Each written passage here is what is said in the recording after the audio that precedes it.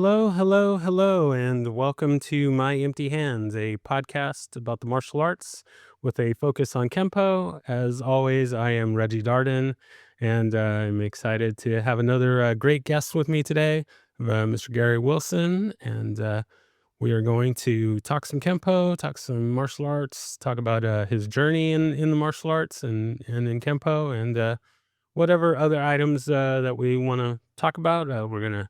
We're gonna get into that as well. Um, I'm really excited because he's in from my old stopping grounds in Southern California, and uh, so it's I'm gonna get to kind of relive some of those good old days in Southern California. So excited about that, and but yeah, I usually kind of go through and kind of go through my background, but we're here for the guests, so I'm gonna turn it over to Mr. Wilson here, and just go ahead and fill me in on how Kempo found you, how the martial arts found you, and where did it all start for you, and we'll kind of go from there, and I'll throw in my little tidbits as needed. So yeah, take it away. All right. Well, first of all, thanks for having me on. Appreciate that. Always like to talk Kempo. I started actually it's funny going back as a kid. I was born in California, and my parents moved back to Michigan, where they were from, South Lansing, which was a really rough neighborhood. So growing up, needless to say, I fought going to school and I fought coming home from school. Little kind of gangbanger things, but it was more neighborhood kids, and my cousins lived across the street. So I had my cousins, my brother, and me. He's my older brother, and then a couple of the kids down the street. So we all stuck together, and every day was fighting, going to school, fighting, coming home from school. And that's where I learned that I really enjoyed fighting, and that was my thing back then. I liked hitting and I liked getting hit. So they both worked for me. And then we moved to California, back to California in '69, and mid-year. So me and my brother both had to kind of fight our way through school once again, because we were the new kid on the block and everybody was testing us. And they found out that we fight a little bit better from Michigan than what they were fighting at the time, because we were used to it. So I always liked the martial arts, watching Bruce Lee and Chuck Norris and all those guys. So that was my big interest. It was really something that I wanted to do. And my parents, I don't know how old I was, but I was pretty young. Me and my brother both. My dad knew a guy that was working with him that was, I think, training to be a cop, and he was taking taekwondo lessons out of a guy's garage. I don't know what belt rank he was or anything, but we went over there and we checked it out, and we both liked it. And I remember it was $35 a month for each one of us, and my parents could afford one but not both. So if we both couldn't do it, neither one got to do it. So later in life, when I think I was around 22, 23, January 1986, whatever I was back then, married, and I was bored. I didn't have any kids at the time, and at the time I had the money then, and I was bored, and I thought, you know what, I'm going to take karate. I've always wanted to do that. So I looked up in the yellow pages, started flipping through it, and here in Lemon Grove, San Diego, California, Lemon Grove is where I lived, and there was a karate school right in the middle of town that said Ed Parker's Kempo Karate, which, unfortunately, at the time, I'm thinking Ed Parker's Kempo Karate. I'm thinking it should be some kind of Oriental name, some Chinese or Japanese name. So I'm thinking, I don't know if I really want to take karate from some guy named Ed Parker. So I thought, what the heck? It's close. It's like a mile away. And so I called up and made an appointment. They did 5 introductory lessons at the time, and I think that's what Parker was doing too. And I went down there and didn't really know who Ed Parker was or anything else. I got lucky, so ended up being the right choice. I took the introductory lesson, had a blast, went back for the second one, the third one, and, the fifth one, that was the hook, hook, line, and sinker. They got me because it was in my blood. I was like, I love this stuff. So, and the one instructor, Stephen Hage, that was teaching me, on the, I think it was the second lesson, he taught me lone kimono. He goes, "Hey, I'm going to teach you, you're doing so good." I'm sure that was just a thing to plead hey, make you feel good. So I'm going to teach you an orange belt technique. So he taught me lone kimono, and I went home bragging it up. I said, "Yeah, I'm so good. I got this orange belt technique," and I was pumped. And so went back on the fifth lesson, signed up for lessons, started training. And at purple belt, the instructor there at the school, my instructor, Mr. Darby, Daryl, um, best instructor I've ever had. Awesome, awesome instructor. He was becoming a San Diego police officer at the time, and there's nothing that guy couldn't do. He uh, trained from the Gracies for a while, and Helson Gracie said, he goes, "I teach this guy something one time, and he's got it." I had to work a little bit harder at it, but once I got to purple belt, Mr. Daryl really liked what I was doing, so he had me start teaching classes, and that was it. I was down there every single day of the week. I was down there when the school opened. I was there when it closed. And if he was there on a Sunday, which sometimes he was, because he'd bring the cops in once things got going, and they would do different drills and stuff, I'd jump in with that and work with them. And so it was right around purple, blue. He also said he wanted to start teaching me private lessons. So I was the only one that I know of that he was giving private lessons to at the time. So every Wednesday I was invited to the advanced class, and every Wednesday he'd give me an hour private, and then we'd go into the advanced class from there. And um, he was just phenomenal as an instructor. All the instructors I've had over the years have been great instructors, but he was just a guy that could really teach you, how to move, how to do it. Any problems you had, he'd find out. He'd tell you this, do that, and just make things work. And it was funny. I think I was getting ready to test for my brown belt. Video tapes started coming out. And everybody had these video recorders that took the whole VHS tape. So he got one, and he said, "Everybody bring down a VHS tape." So I did, and he filmed me, and he was having me do upward blocks. And it's funny because I'm doing the upward blocks, and he's having me, as I'm doing more and more of them, pretty soon he's whispering in this tape, so I can't hear it. And he goes, "It looks like you're driving a truck." So he kept telling me, he goes, "As you were doing it faster, instead of doing an upward block, I was coming more this way, so it ended up looking like I'm steering this big, huge truck." And I went home and I plugged that tape in, and I heard him, and he goes, "Looks like you're driving a truck." And I noticed it right away, and bam, fixed my upward blocks. It was like, yeah, hey, I saw it.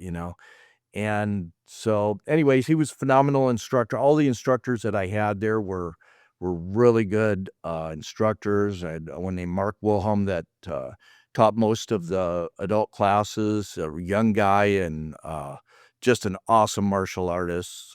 He became a police officer too. And a lot of them, Darby and him, both became full-time SWAT, and they did SWAT. And Darby's retired now. I'm not sure if um, I think he still does some stuff with law enforcement, but he moved to Washington, and he's got a school down there, and he built a big dojo in the back. I haven't had a chance to be out there to see it yet, but it's pretty cool. So from Darby, he took me up through basically 4th-degree black belt, promoted me up through second, but the time frame that you needed in between each rank, I was there every day training. So, he said, "I'd promote you, but you don't have the time in, as far as, a year, 2 years." And I did as far as on the mat because I was there all the time. I wasn't there 2 days a week. I was there 7 days a week. So anyhow, he took me up through second black, and then at fourth black, he was at Ed Parker's black belt too. So he's first generation. Um, he taught me everything, and he goes, You know what? We were already starting to do jujitsu. The Gracies had came here, like I said, started in '86. I got my black belt June 12th, 1993, and then Ed Parker, passed away in 1990, and that going back a little bit, that was December. Uh, I think December 5th he passed away, and then it came around to the internationals, first internationals without Ed Parker, and we were up there, and the Gracies had Helson Gracie, and I think it was Hickson that they'd set up a booth at the internationals and videotape. And they were showing the lions killing a lion, coming out and tackling another lion. And Darby was like, wow, this is perfect, because with the police department, they used to be able to do the chokeholds and all that stuff. So he said, a lot of the stuff that we do with Kempo, elbows and punching, police officers can't do that. But a lot of the grappling stuff they can do with the wrist locks and all the other stuff. So he started taking that and he started adding it into our system. So I did it for 7.5 years with Darby, not for belt rank. He was going for belt rank, but we were just doing it for fun. We did an hour jiu-jitsu class every week. And I didn't enjoy it much. I don't really like grappling on the grounds like wrestling in high school and stuff. As a street fighter, I want to stay on my feet all the time. So that's always been for me. And that's why Ed Parker's system worked so well. In fact, my first night sparring when I got my yellow belt, I was told by the instructor, Mark Wilhelm, we all started sparring, and I'm just like going in full blast. I kept going. It's like I don't back up. And that's the way I learned to street fight. Once my mom always said, my dad, is you don't start a fight, but if somebody throws a punch, you finish it. And you better win. So, Yeah. I was full blast when I go. Once I start going straight, I just keep going, until somebody falls down or something. And he goes, back off, don't be so aggressive. So I had to work on it a little bit and kind of learn the sparring, moving in and then moving back and moving to the side and not just going just full blast, into whatever it takes. I didn't care if once I went in and if somebody was hitting me, I just kept going. It's like, I'm going to get my shot in there. And so that was a big eye opener there. And then so we did the jujitsu and we did Kempo also. So we were doing both of them. And Parker had passed away, so some things started changing at the dojo. We were still teaching the Parker system. It was a 24 technique system, and I learned all of it up, like I said, up through fourth black, or up through third, I guess, was the highest everything went. Mhm. Um, and along with that, while I was doing that, I dabbled in. I did Aikido for about a year, but that wasn't really for me. I just wanted to try everything, kind of see how it fit and you know, what works. And there was a lot of applications I could put into the Kempo that worked too. So I did that. I did Muay Thai for 6, 7 months. Didn't really care for the Muay Thai either. I liked the fighting, but it just wasn't, my style for me, and I stuck Mhm. with Kempo, did the jiu-jitsu. I started going over some schools and I'd spar with them. Some guys had Taekwondo schools and I'd share some Kempo. They'd share some Taekwondo. I'd be like, okay, our hands are faster, but your feet are, they got better kicks. So Yeah. yeah, hey, Yeah. teach me your kick. I'll teach you some striking or some jiu-jitsu. And I did that at a Taekwondo school too. And I did a little bit of everything, worked with the Eskrima sticks, arnés, um, pressure points. My latest thing was pressure points, but Darby, as we got going, I wanted to open up a school. I decided, hey, this is for me. I'm here all the time. So I talked to Darby about it, and at that time they were getting ready to close down the school in Lemon Grove because it was just financially I wasn't making any money or anything. And there was another person involved in there that I didn't really see eye to eye with, so it wasn't really working out. So I went and opened up another school and just from scratch. And I didn't tell any students I was going. I just bowed out one day, went over and opened up a school. One of the guys went with me and opened it up at the beginning with me. and we had 840 square feet. It was a little place, and there was a couple walls in between. And when I showed it to him, Tom Ahrensberg, he looked at it and he goes, "Gary, this isn't big enough for a karate school. Each room's like, 10 foot by 20, I ain't gonna work. And I said, "No, I'm knocking these walls out." And I had the whole idea, and he goes, "Okay, we'll go for it. I trust you, whatever you do." So we knocked it all down and built a little office, a little dressing room, and it worked. And we did that for about 2.5 years, and then the school grew, and I got offered to go into a school. It was 2,000 square feet down the street with a really good price. So we moved down there, and I did that for, I think, about 17 years down there. And they started raising the rent, doubling it, tripling it, to the point of just made it to where I couldn't afford it. The place next door was a funeral parlor, so we had a pretty good setup. We knock them out, take them next door, no. But, they started doing a lot of gangbanger funerals and stuff, and it brought a lot of, bad blood into the neighborhood. So Mhm. I had a lot of parents and people that didn't wanna really train there anymore because they were scared to come. I was walking them out to their cars. One night, one of the parents came in and said there was 2 rivalry gangs that were out there, and they're getting ready to fight. There's like 15 of each gang, they're getting ready to go at it. And I'm not thinking anything. I'm just thinking protect my school, my family, my students are my family, and so I go running out the door. I go out there. I'm like, "Hey, what's going on? Break it up." And I get in the middle, and they're all looking at me really weird like, and they all kind of back up and stuff. And I got it broke up, and then I turn around, I start walking back into the dojo, and I realize I'm wearing my karate gi, my belt, and everything else. And it's like these guys could have guns, knives, whatever. But after that, it just the studio dropped off. I had 166 students at the peak, and we dropped down to, like, 45 students. I'm like, "I can't afford it anymore." The rent was skyrocketing, like $4,500, $5,000 a month. It was more money going out of my pocket than it was. So my last resort, I found a place here in Spring Valley at 1,340 square feet, I think it is. Perfect little school. It's nice. Mhm. And the owner was really cool. And in between that, I kind of go back a little bit, miss him, was so Darby, when he closed down the school, I started training under Willie Steele. He wanted me to start working out with him. So Willie Steele was first generation Ed Parker black belt too. And he passed away a couple of years ago. Um, and he was with me for quite a while. He took me from actually promoted me to third all the way up through seventh degree black. And he was under Dave Hebler, Grandmaster, senior Grandmaster Dave Hebler at the time.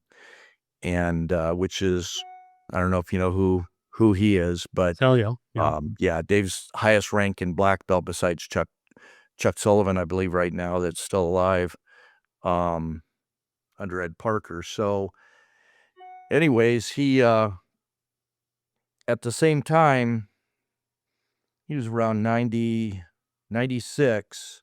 I met Grandmaster Dave Hebler, and he's like, "Hey, you got to come train with me and work out with us." And Willie was already up there working out with him. And so I joined the association that was, at that time, it was the original American Kempo Karate Association. And and he acknowledged me into, I was second degree black as far as my rank. I had the material, but that was my rank at the time. So he acknowledged me into the system as second degree black belt.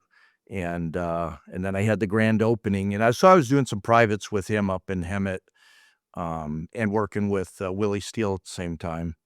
And then when I opened up my school, he came for my grand opening, and it was really funny because he told me I'd passed flyers out everywhere. I walked out like 2,000 flyers. I'm like, "I'm gonna do this."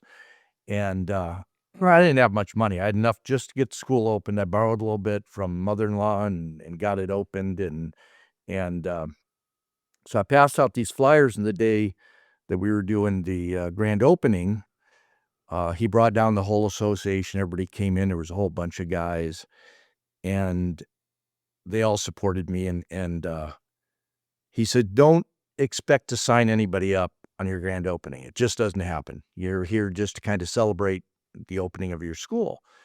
And people started coming in, they wanted to sign up for classes, and I'm like, "Wow," and Dave's just like, "I can't believe you're signing people up." So I had a line going in my door. In my office, you could only go in through the the front door into the office. My desk was wall to wall because it was so small. That's how I had to build it. And so Dave kept going, hurry up," and I'm going through, I don't know how to sign anybody up at this point, I'm like, "Okay, it's this much a month for lessons, and it's this much for the uniform, and it's this much for this, and this much for the association," all these, like, I'm dinging them for all these little things, but they're signing up. And he, after that was all over, he pulls me about halfway through, pulled me out and acknowledged me and kicked me for second-degree black belt in the association. And then he pulled me aside and he goes, "I gotta teach you something about signing people up." He goes, "You put it together as a package. You get all this stuff. This is how much it is, and this is how much it is per month." And he says, "Just shut up and then just ask them how they wanna pay." And, man, that took all the hard work out of spending an hour trying to, I'm telling everybody about every single thing there is, and, simplified things. So, really smart businessman. And so, from there, I was in the association, and then he made me, something in the association, I can't remember what it was, but he gave me some kind of a director title and, organizer or something. And then that association closed down, and I went up in rank, and we moved to the other school, and, at a certain point, let me see, what happened? I actually, Willie Steele was moving to Alabama, and, so Grandmaster Hebler took me on as his student at that point, and I had went to Tennessee, and I was around doing seminars all over the place. There was a year I was just, I don't know, from state to state to state, just doing workshops and seminars everywhere. And I came back and I was really kind of bummed. I'd done one at a Kempo school and I wasn't real impressed with what everybody was doing. And I also did a couple taekwondo schools, and I'm like, "These guys are moving really well, their kicks look really good, everything's sharp, but they don't really have as much," and in Kempo, 24 techniques per belt, I mean, it's a lot. And I had Yeah. already broke the system down a little bit to 16 techniques per belt because I really wanted the quality. I didn't want everybody spending so much time on so many techniques. I wanted their basics to be really good, and I'd gone over it with, Willie Steele when we started that, and he agreed. He was still kinda, "Ed Parker, 24 techniques is the way you do it," but I said, "You know what?" I said, "I really believe 16 techniques, web of knowledge, everything." I tried to follow everything, put everything in order that way, teach only the basics that are in yellow belt, only the orange belt basics, and kinda maneuvered a little bit that way, which worked really well, but it's still, I'm a real stickler on the basics, so I want things to be perfect, and, it still took a long time. My first yellow belt, my first school took a year and a half to get him there, and the guy was coming 3 days a week, and Mm. he was like, "Oh my god, this just takes forever to get anywhere," Mhm. and then that's where okay, I gotta lighten up on it a little bit. They're not gonna be black belts at yellow belt, and, he was a really good yellow belt, him and his wife. So, we stuck with the 16 technique system, which worked really good that we put together.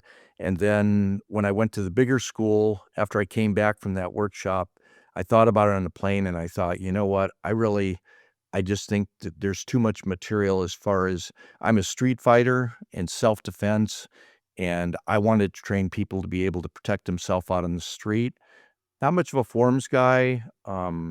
Forms are necessary. I mean, there's a lot that you learn and you get out of the principles and concepts and movement with forms. So I'm not saying that you don't need forms, but my thing is really the fighting, and it always been sparring, competing. I refereed at the internationals, and I tried to do everything I could, throughout the years.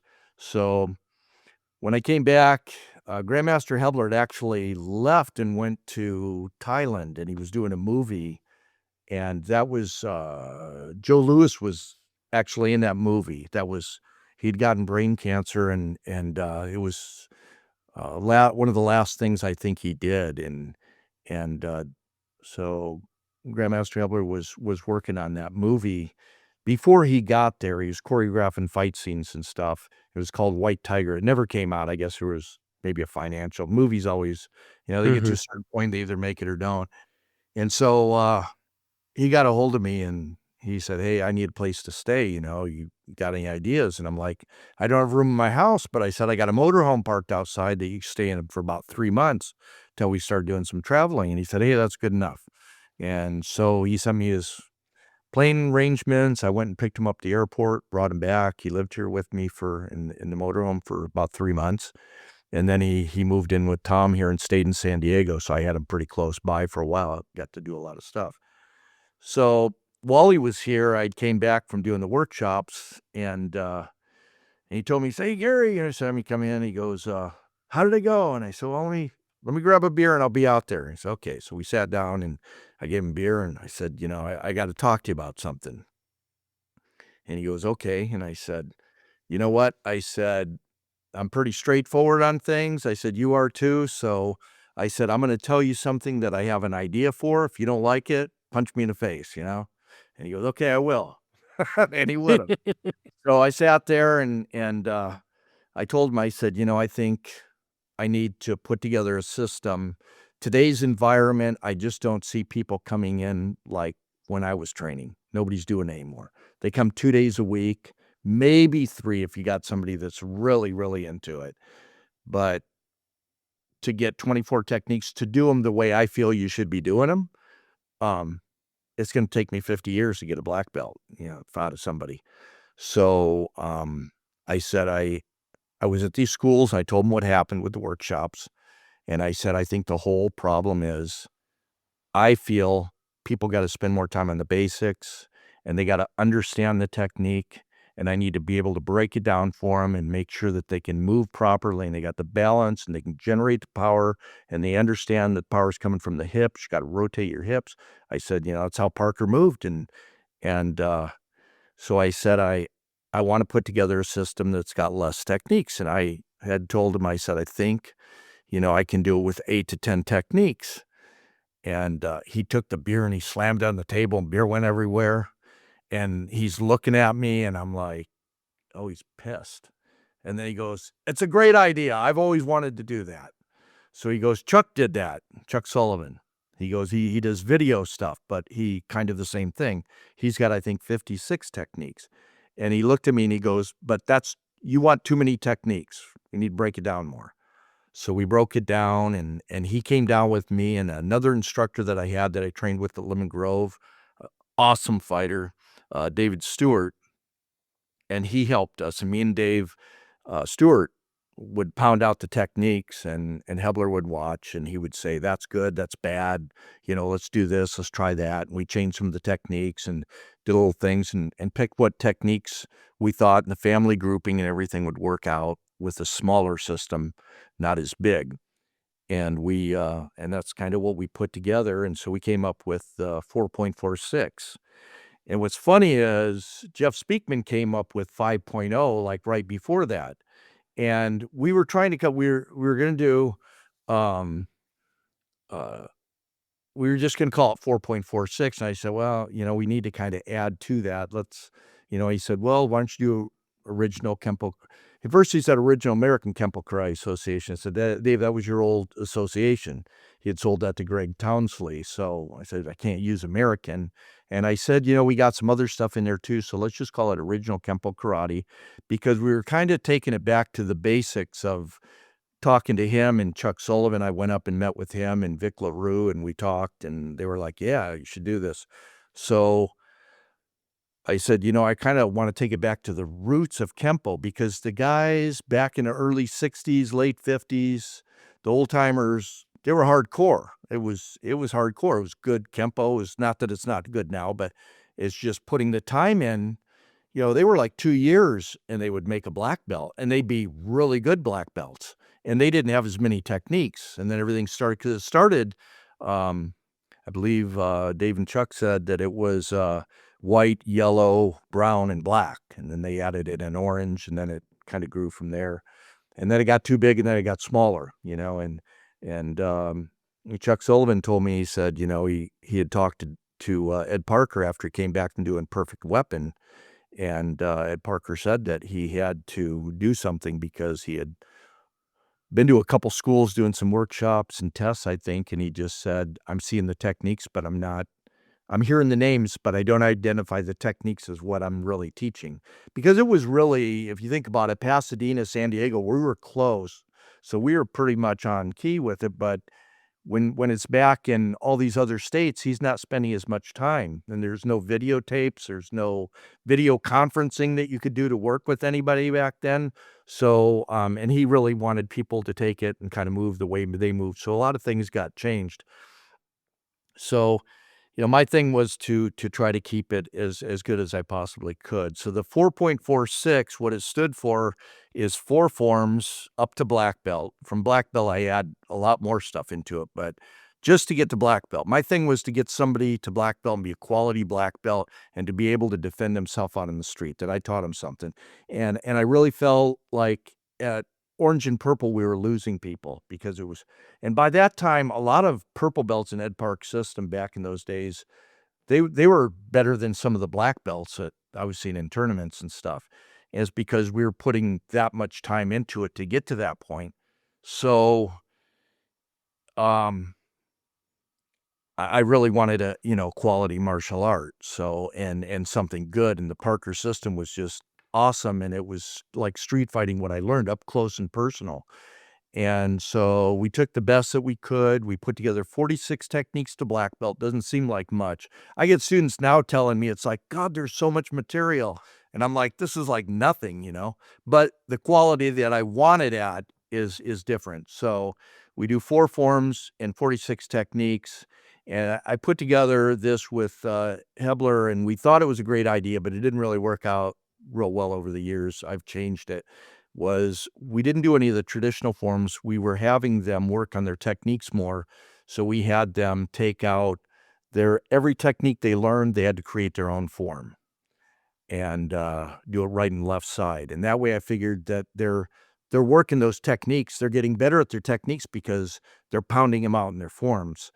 But it was confusing them right and left side at the beginning, and it didn't work out real good. So a few years later, I brought back in short form 1, long form 1. We do 2, and we do form 3, and then we do long form 4. And that's as far as we take it as far as with the forms. I think most everything that you really need, if you haven't got it out of it by that time, the other forms, they're good forms, but I don't really think that you're learning as much more as what you're going to learn through those forms. And so we put those back in, and it's worked really, really well. And so, and with the kids, I do half ranks even, so they only learn 3 techniques and then they test for a half yellow, but they have to learn all those basics that are in those techniques. And it doesn't seem like much, but if you take those first 3 techniques and you break down every single basic, that's quite a bit at the beginning to be learning as far as basics. So yellow belt's still a very hard belt. And most people have agreed with me that, it's worked out really well. Anybody that's came in and sat on one of my tests, they're just like, wow, this is awesome. They're doing really good. So I've had really good, feedback on the system. So it's I think a really good system. And along with it, a few years ago, I started taking pressure points and training in Systema with David Snyder, and that really opened my eyes to a lot of things as far as movement and the pressure points that are in the Kempo system that you don't really see, and I really focus on that a little more. I try to make every student understand what they're doing, how they're doing it, and understand the fact that when somebody dummies for a technique, and it's funny, Grandmaster Hebler wanted to take that word away, but I can't think of anything else but dummy. And I say, you're like a stuntman in the movie. So I tell them, I say, when you get punched in the face, you're not going to stand there. I see this happen on black belts else all the time. They throw the attack and the guy stands there and he throws the punch. And I say, you know what? When the punch comes towards your face, lean back on your heels and see where you end up. Because if I punch you in the face, you're going to go back on your heels and you're going to take a step back. And that puts more reality into where they're going to end up. So we try to make it as realistic as we possibly can of what's really going to happen. I try to get them to understand a dummy, and when I say it's the I feel the importance of dummying for a technique is as important as the technique, because if you hit, you learn how to go with it.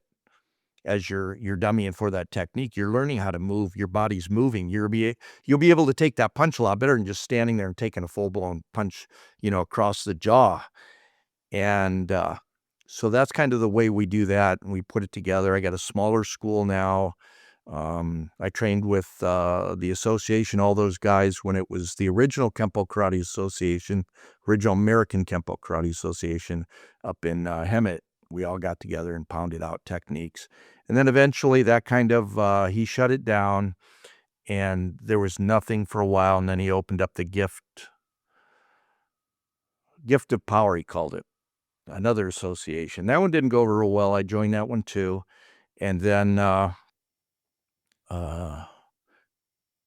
Trevor Sherman, another guy, wanted Dave to open an association again after he shut down the Gift of Power. And I'd told him for years, call it Dave Hebler's Kempo Karate Association, because everybody knows who you are, it's or most people. And so he did. Trevor, I think, talked him into doing that. And so as the association started growing, we got quite a few schools that were on board. And then he made me and Dave Prosser, a good friend of mine, and I was very lucky I got to meet Dave Prosser. I don't know if you've heard Dave Prosser, uh, tremendous fighter. And so me and him are really, really good friends. He was the best man at my wedding. And he came down, I met him. That was when we acknowledged Dave as senior Grandmaster at my school. And we had Paul Dye down there, and we got a few people too. Pretty big workshop. Frank Trejo, and I can't remember who all was there, but we had quite a few in attendance. And so he was acknowledged, and then when I moved or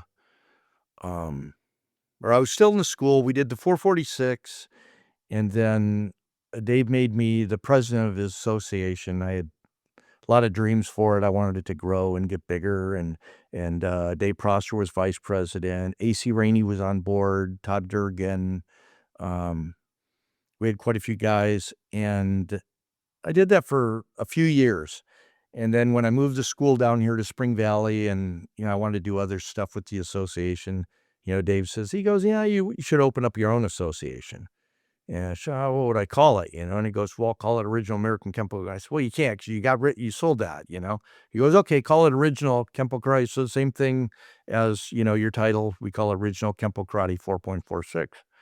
So I did, and I started my own association. I've had that for a few years now. The so the four forms, 4.46, 46 techniques up to get through black belt, plus all the basics and sets and everything else. It's still pretty good size system. But what I was saying earlier with Jeff Speakman was he had started the 5.0 right before we called it 4.46, and I didn't think anything of it. And at the time, computer and software, everything was 1.0, 1.5, and I think that's kind of where we're like, hey, 4.46, yeah. And then I had people calling me, and they're like, so your system, Jeff Speakman's is an upgrade from your system? And I'm like, an upgrade? And I never even really put it together. I go, yeah, yours is 4.46, his is 5.0. So his is an upgrade from the 4.4. I said, no, they have nothing to do with anything whatsoever. Jeff has his system, and I got my system. 5.0 is what he calls it, and I call mine 4.46 because it forms in the sets. And so we moved into the school down here, and we've been training out of there for, God, I think about 8 years now, and that's been working out really good. And I got some other directions I'm trying to take, Kempo too. I really want. I've always had in my mind that I wanted Kempo to be the biggest system. It's like I just want to get the word out there, and it's an awesome system. Whether you're doing 24 techniques, you're doing 6 techniques per belt, 16. It really doesn't matter, the principles and the concepts and how it's taught and the basics. And, I really look at it, if Ed Parker was still alive, I'd be teaching whatever Ed Parker was teaching now. If it was 24 techniques, it'd be 24 I'd be sticking to whatever he's doing. But, things changed and I had a hard time with it changing for a long time. I read all the black belt magazines back when there was, an actual magazine you could physically open up, and I think they're doing it a little bit now again. I don't know, but um every single magazine after Parker died, I still have it, and there's an article in there. Oh, it's gonna fall apart. This is gonna happen. That's gonna happen. This. I'm like, no, no, Kempo's strong. But there's a lot of politics involved with it, and everybody wanted to go their own way, and that's good. It grew, and Ed Parker always said it was a progressive system, and it should change with the times.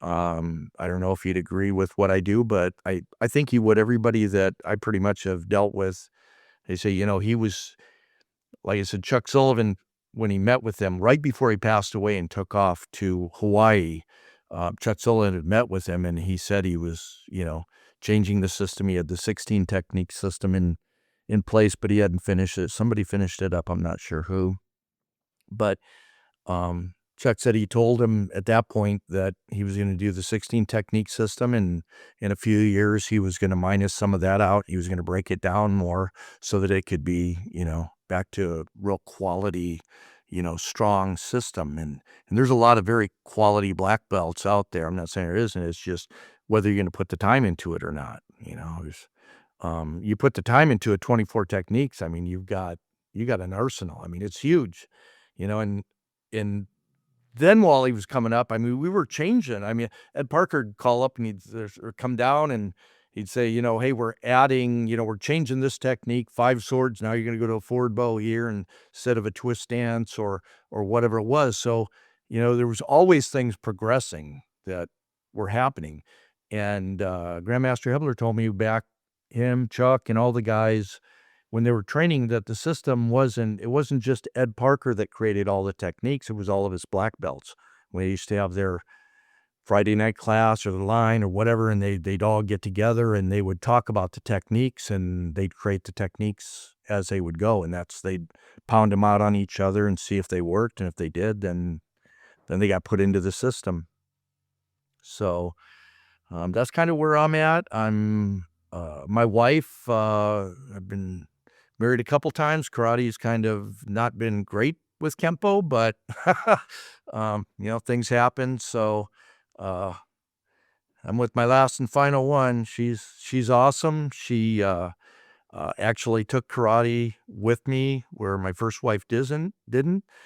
She supported me doing it, but she didn't want any part of it. Second one got a little bit involved, and that was just a disaster.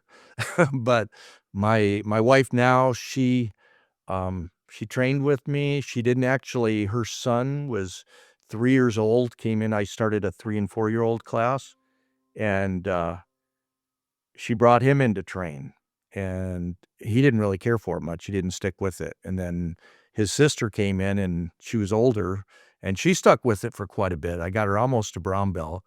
And then, Alba, my wife, came in, and they did this big thing. I think it was News 8, and, they did this huge, everybody call in and say what number 1 school in San Diego is, and I won. That's when I had a lot of students.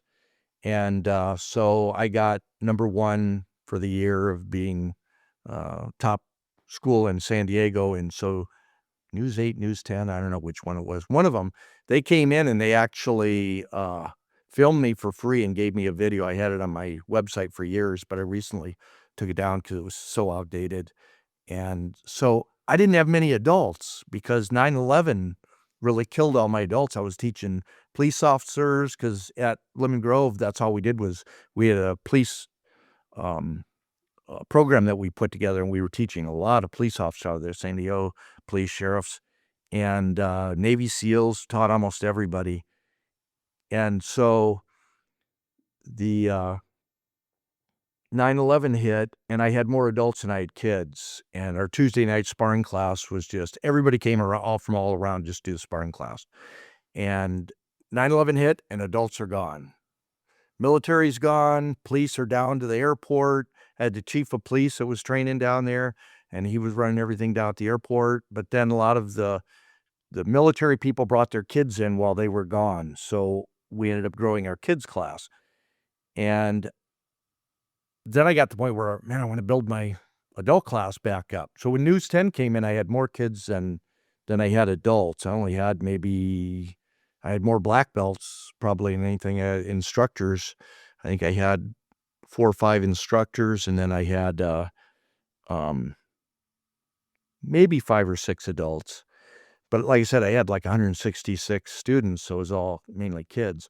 So I asked Alba at the time, I said, "Hey, if I give you a uniform," she wasn't training. She trained when she was a kid in Mexico. But I said, "Hey, if I give you a uniform, I'll give you a free uniform and a free month if you jump in on this video so we can look like we got some adult students, you know?"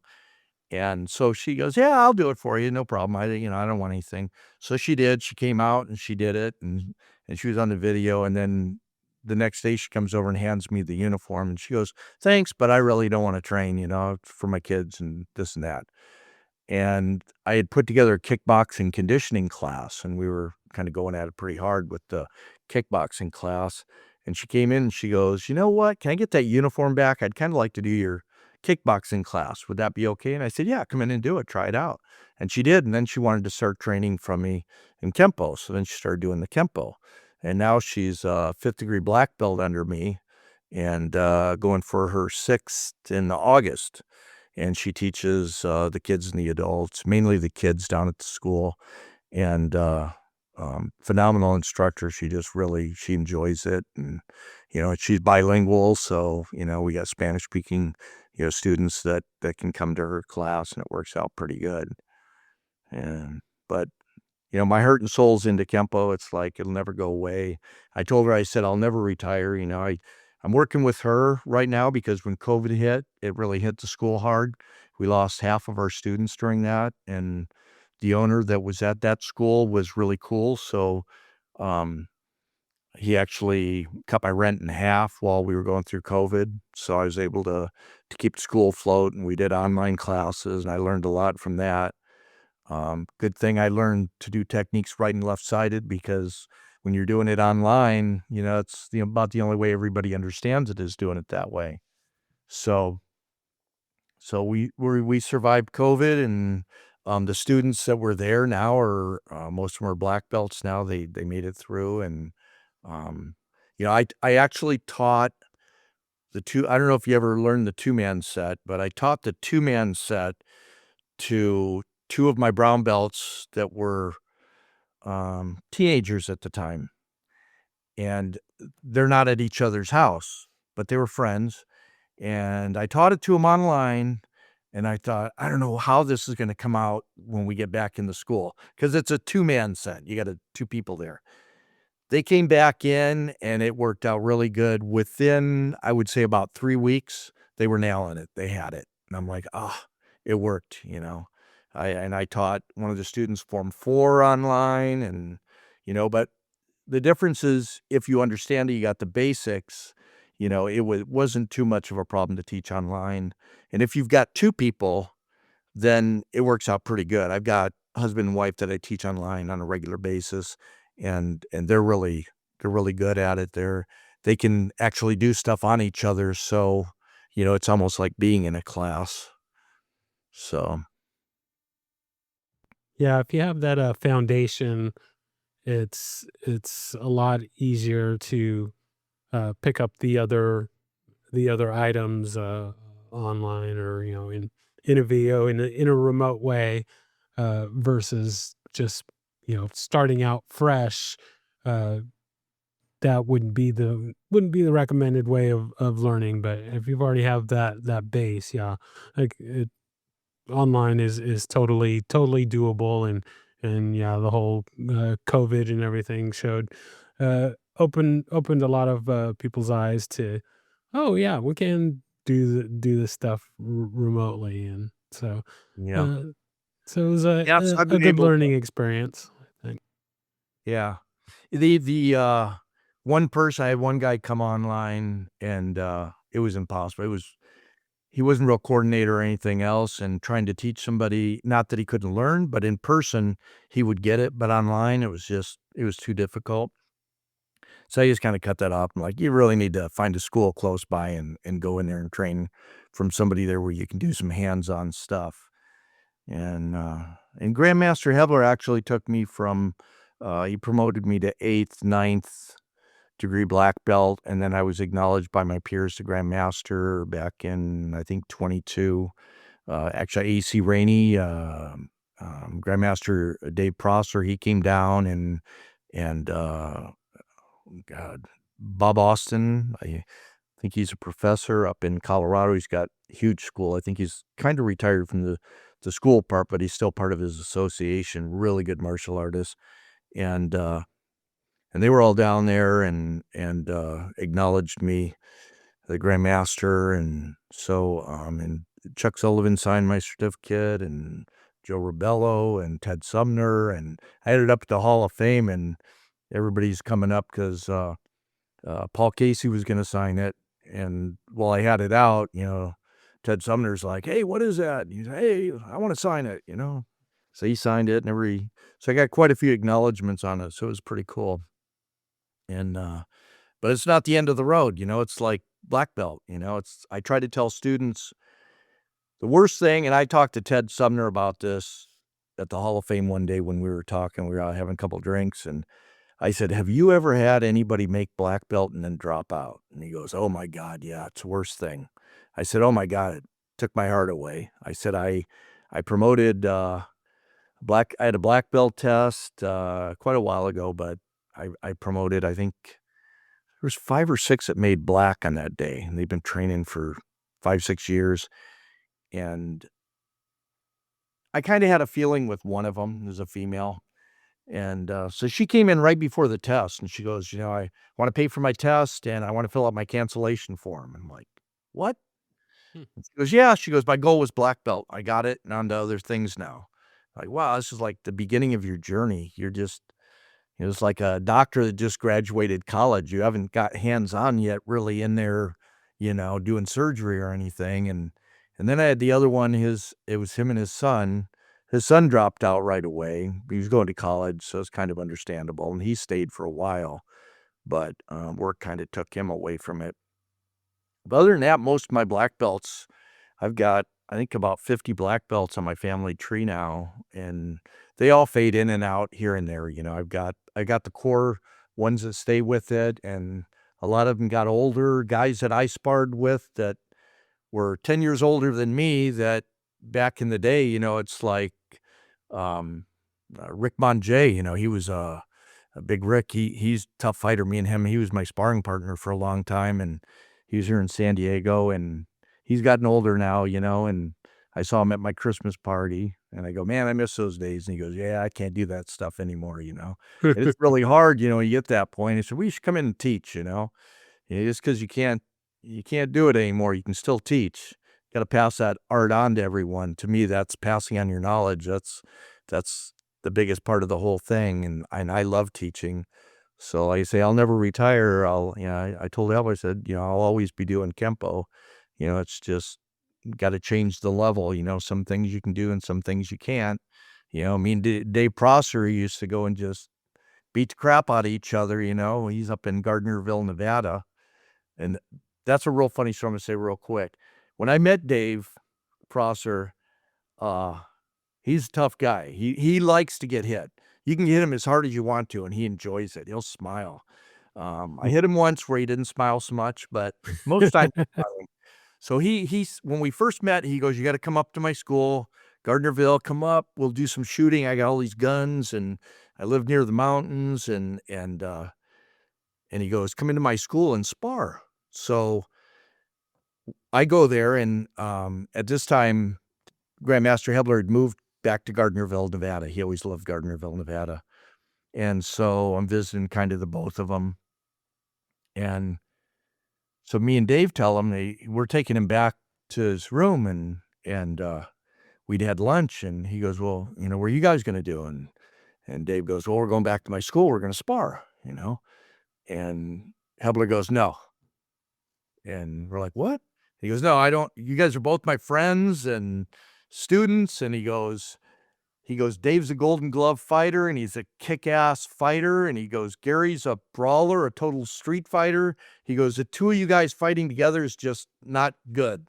He goes, "It'll be bad. It'll be really bad. And he goes, "I want you guys to remain being friends." We're like, "No, we're good." And he's like, "No, no, you got to make me a promise. I'm not going to go take my nap if you don't make me that promise." So we're like, "All right, yeah, we'll do that."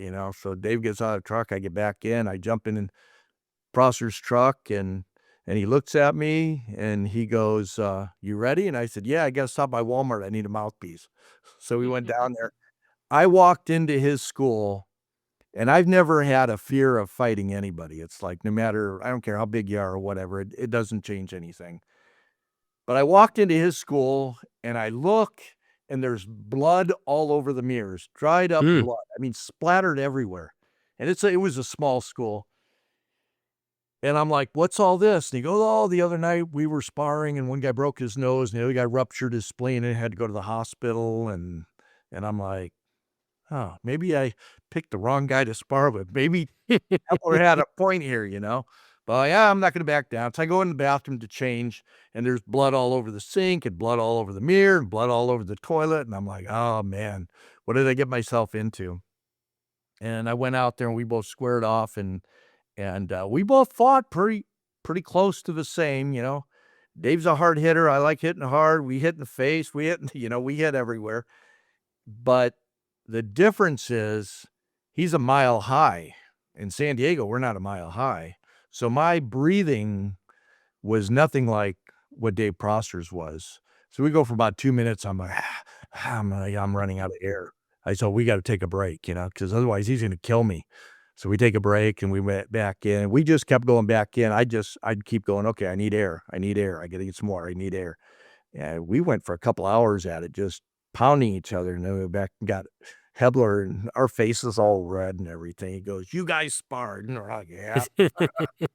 Well, that was great. Me and Dave, every time we go, we'll do workshops together. Me and him do seminars and workshops together, and we key off each other, because if I get stuck on something, he keeps going. If he gets stuck, I keep going, and we try to keep it as lively as we can. The last one we did for Todd Durgan, AC Rainey was up there in the hallway, and we're getting ready for it. We were just beating the crap out of each other before we went in for the seminar. So but it's fun. But that's old school. I like the old school training, but, can't do that anymore, as Mm, far as my yeah. school goes. Good control, and, I tell everybody, "Don't punch in the face. Nobody wants bloody nose and go home." It's like, not that accidents don't happen, but we try to control everything.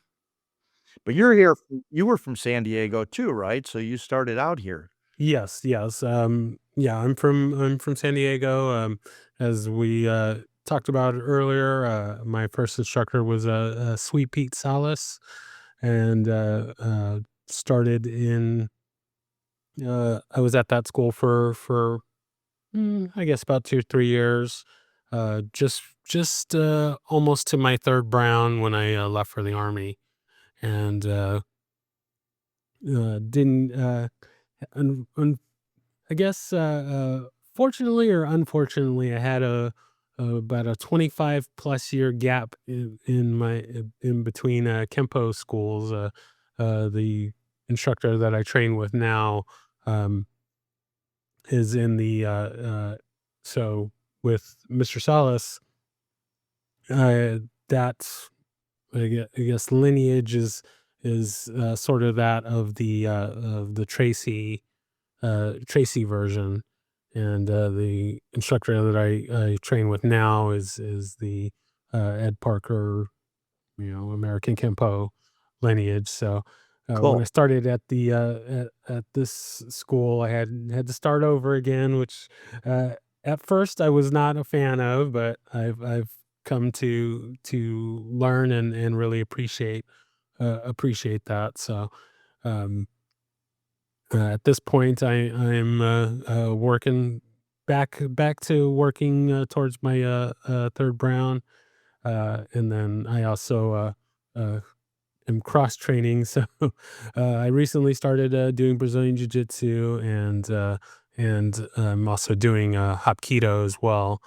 Awesome. And It's freaking uh, I also have a little bit of Taekwondo, and I did some boxing a little bit in the army, and then I guess my other core style is that of capoeira, and I've nice. been doing that for 17 years now. So I'm trying to stay well rounded, but there's only so many hours in the day that I can do all of these things. So But it's in your it's blood, you know? yeah. I That's mean, the I, thing, you I stuck I with love it, it. you're still yeah. I Once love you it. start doing it, you either do it or you don't, it's like I hear people say they're gonna come back and then they never do, Hmm. It's Hmm. hard for people to come back after they leave, so, Yeah. hats off to you, I'm glad you're sticking with it. Uh, Yeah. Out of all the systems I've tried probably 15, 16 different systems, and for me, the only thing that I found that really works in the street, that is American Kempo, it's up close and personal in the way attacks happen out on the street and mass attacks, because, um, the jujitsu, well, wasn't really for me because I don't like fighting on the ground, and I always stayed away from I actually I don't think I was ever in a street fight where I went to the ground. I always stayed on my feet, and I asked, Helson Gracie when I was doing randori with him one time, Grandmaster Helson Gracie, and I said, "What do you guys do if it's multiple attacks?" And he said, "Do Kempo.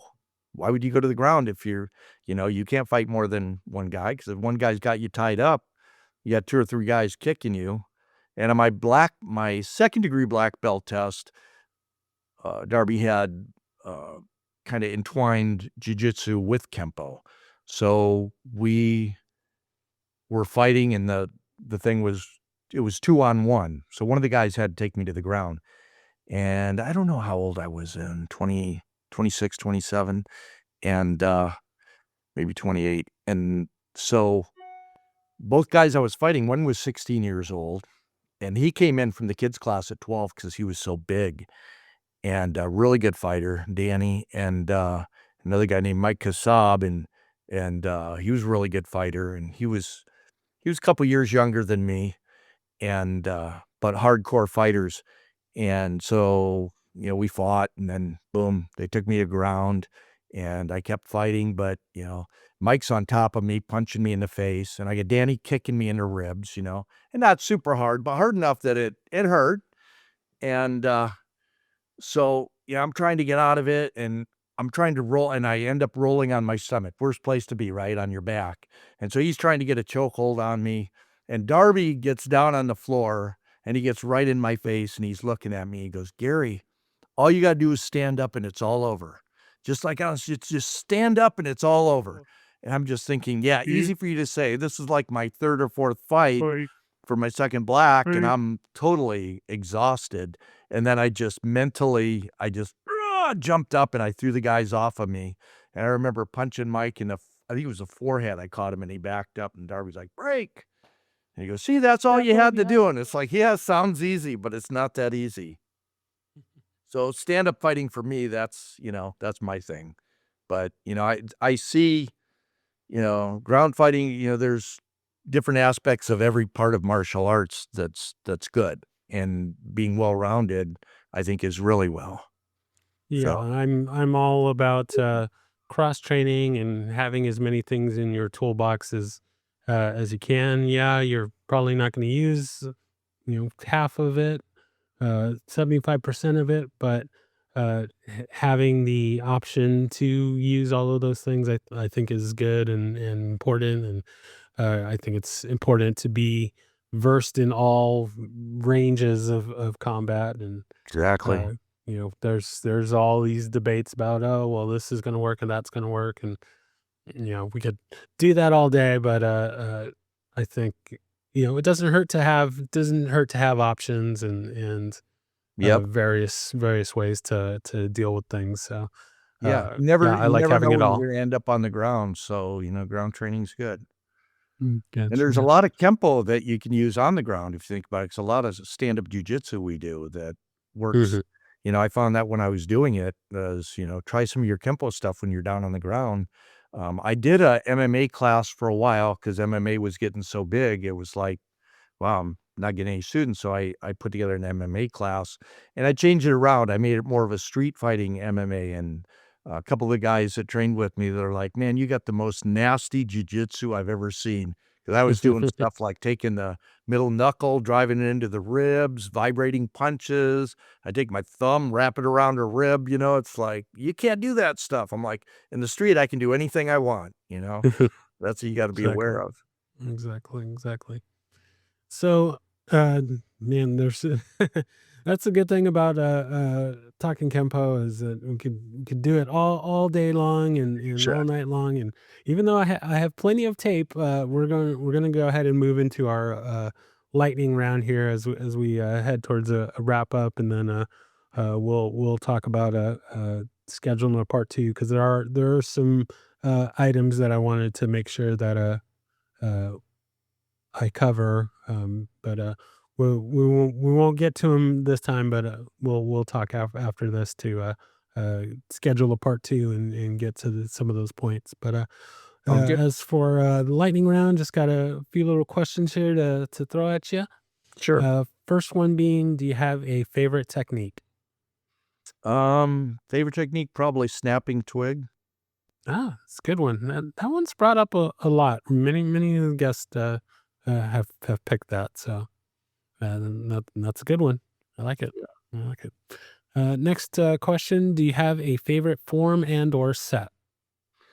Form 4, Mr. Parker's signature form. I think it's now they're all good, but I think that one, it's so fluid and there's techniques in it, so I like all the movement that, you create in that one. It's generating a lot of power. As far Very as nice. sets, um, probably stance set. I've modified ours a little bit, but I like stance set. I think it Yeah, teaches that one's you a lot brought of the up movements and quite a few times, as I recall. I can think of probably at least two or three of my previous guests have picked sense. Yeah, that's a good one. I like it. All right. Next question: do you have a favorite weapon? probably the knife because I think I really like to work on knife disarms.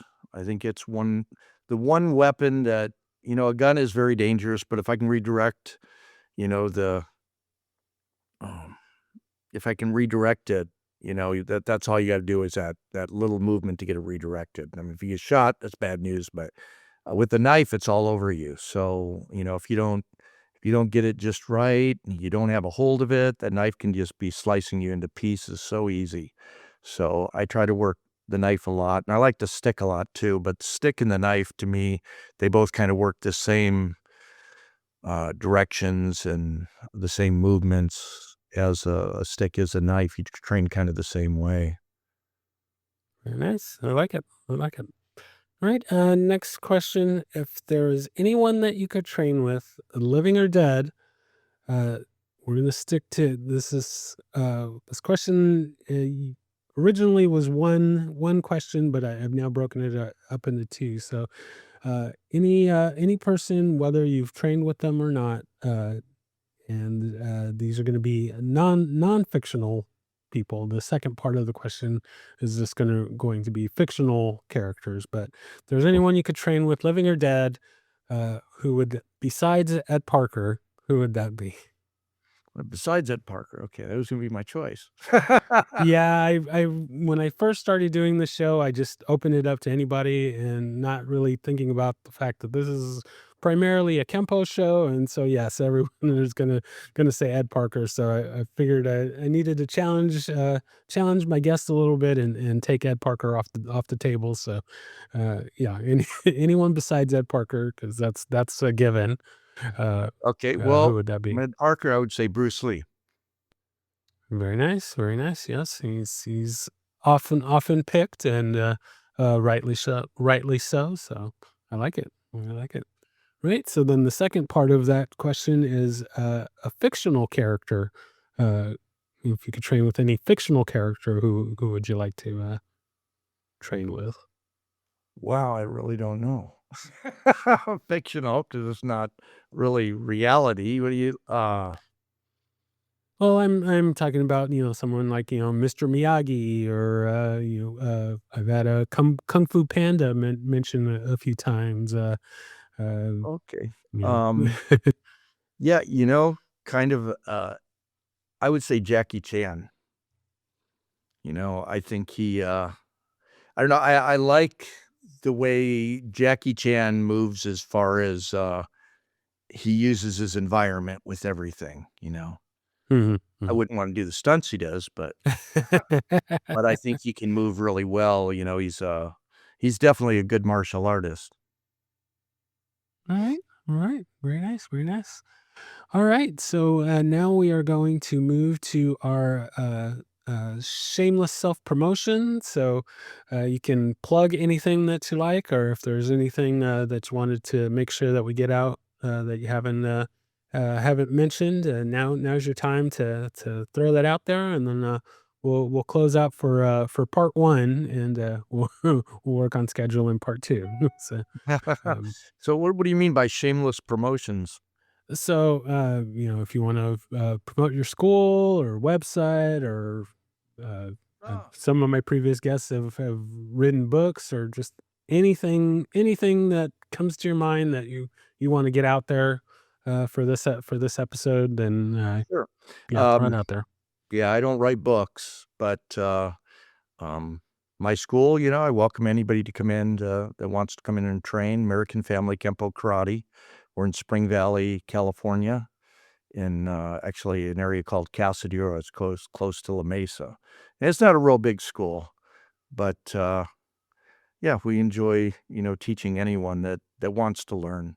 Yeah, I have had students I've turned away that, I didn't feel, they wanted to even be there, that might be harmful to the school, I should say. You have some Hmm. students come in that just they don't really wanna be there, but they come there anyhow. It's like, "Why are you here?" You know? Go somewhere else, find out what fits you. If anybody's interested in stand-up, self-defense, that's my goal, that's what I enjoy teaching. And I do private lessons also, and I do them online too, so, I do, like, a group of lessons. I usually put a group of lessons for, like, $300, for 10 lessons, um, and we can do it online or we can do it in person, whatever works. Online, I always recommend that someone has somebody with them so they can work with them. But a beginner, intermediate, advanced, wanna work on movement, whatever it happens to be. Like I said, I'm a real stickler for the basics and making sure that your movement's good and that your position's good and you understand the technique. Because if you don't understand the technique and how the body moves, you're not gonna be able to do the technique properly. So, like I say, we don't do as many techniques, but it's not like I give belts away either. It still takes somebody, you figure 4 forms, 46 techniques, and the basics and the sets. On the average, it still takes somebody about 4 years to make black belt if they're putting quite a bit into it.